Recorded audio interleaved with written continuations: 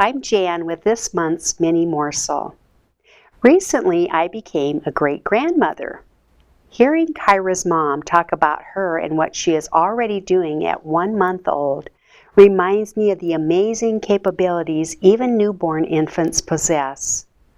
Though they are completely dependent upon adults for their very survival, they are born with amazing competencies.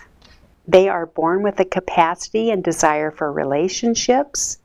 They are able to communicate through their cry to get adults to attend to their basic needs for hunger, sleep, and to be diapered. They turn their head to sound and are especially attracted to the human voice and face. The infant tracks objects through space if it is within the span of their vision. A newborn infant's line of vision is about 12 to 15 inches, amazingly about the length of the crook of your arm to your face. In addition, infants turn their head to suckle when stroked on the cheek. They are able to begin self-calming when they are tired or overstimulated. These early competencies are the foundation for healthy attachment and future learning, creating even more abilities. When adults respond to this early communication, infants are reinforced to talk even more. They begin to coo, and then come the babbling. When the babbling occurs, infants are experimenting with sound and tone. How fun it is to carry on this lovely conversation with them, repeating back the sounds they are making.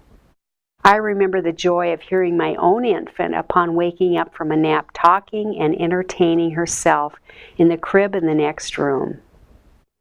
Research indicates that infants' brains are especially responsive to the language they hear. Though their brain at this time could learn any language of the world, the brain wires up to learn and speak the language that they hear on a daily basis. So that doesn't mean parents or caregivers should go out and get language tapes for their infant so they become bilingual. That doesn't work. It has to be the language that they are interacted with in a natural setting. If parents do speak more than one language and use it in the home consistently, an infant's brain will naturally make the connections to speak that language as well. In my training from the Program for Infant Toddler Caregivers, I learned about the stages of infancy: young infants, 0 to 8 months, mobile infants, 6 to 18 months, and older infants, 16 to 36 months. Since I've been talking about newborns, let's consider that age group first. Obviously, they fall into the young infant bracket. What is significant about this span of time is their need for security. Because of their dependence on adults for survival, their routine needs of feeding, diapering, napping, and bathing are very important.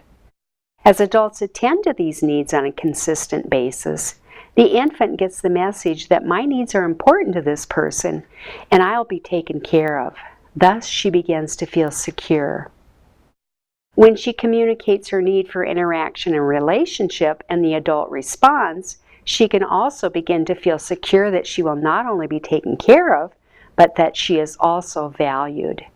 Thus, healthy self-esteem is also being developed. This sets the stage for healthy attachment and future mental health and well-being. Security is important during all stages of infancy and throughout our lives, but critical during those early days and months. When an infant feels secure that they will be cared for and nurtured, they can confidently move to the next stage of infancy. For a mobile infant, their most pressing need is for exploration. Infants learn to move and move to learn. Their body begins to feel the strength and muscle tone to motivate them to move. This is where adults really have to think about baby-proofing their environments, as they can get to things and pull things off that may not be safe for them. Their bodies are urging them to move. No Fitbit watch vibrating and encouraging them to move is required. As they begin to explore their newfound physical competencies and curiosities, their appetite for learning about themselves and their world widens. Providing the space to move along with age-appropriate materials to explore, are what are required at this stage of development. They like exploring their bodies and how it fits into spaces, crawling in, under, and around furnishings.